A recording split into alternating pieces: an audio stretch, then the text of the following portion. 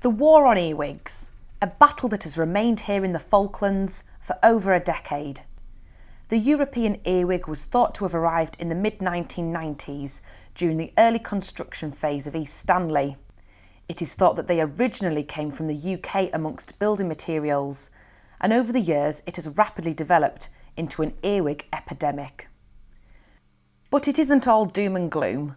One major reason for the unusually high densities of this pest species is down to the lack of natural enemies, and the earwig's enemy comes in the form of a fly called the tachnid.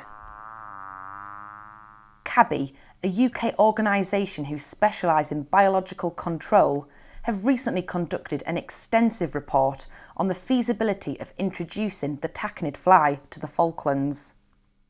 Summarising the report, there's quite a large report being produced, and that just came to us a couple of weeks ago and has gone to the Environment Committee for consideration. Basically, they're suggesting that they think it can work. They think there's minimal risk of impacting other species by releasing this fly, and also there's minimal risk of that fly itself becoming a problem. They say there's very small chance that it would enter people's homes, etc. You probably wouldn't even notice them at all because they are very host specific. They would just target introduced earwig eggs, basically. And in theory, if the earwigs are successfully suppressed in numbers, the fly numbers should reduce as well, because they won't be able to feed on anything else.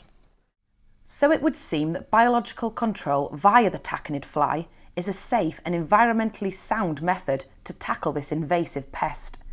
But this still doesn't come without its concerns. As you say, there are dangers, though we think they've been kind of managed and mitigated from what we've been told. So the main danger is that, firstly, I guess that the fly itself becomes an issue, but we're told that that's a very small concern. And secondly, that they impact on other native species that we don't want to control. So it's making sure that they really, focus and predate on earwigs themselves, which this, long-term piece of research, which is just concluded, tells us that shouldn't be an issue. So I think other than those two main risks, everything else, the Environment Committee and the experts Environmental Planning Department that have been looking at this for some time are comfortable that we should be moving on to the next stage, which is looking at a trial, hopefully from April 2015, if all goes to plan, and introducing some flies on a smaller scale and just seeing if it works in the islands. Not only do earwigs pose a number of health hazards, but they also cause considerable damage to our garden crops and have become a particular nuisance at the Stanley Garden Centre.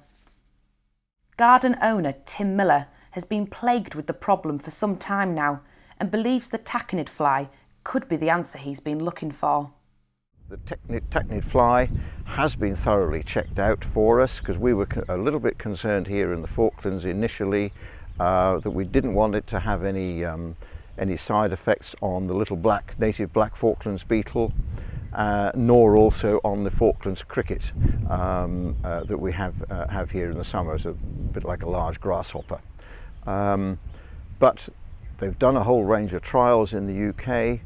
Those have come out absolutely top-notch, because not only does it not affect other species, within the actual earwig family, the Tachnid fly will only attack the European earwigs, and that's the one that we've got.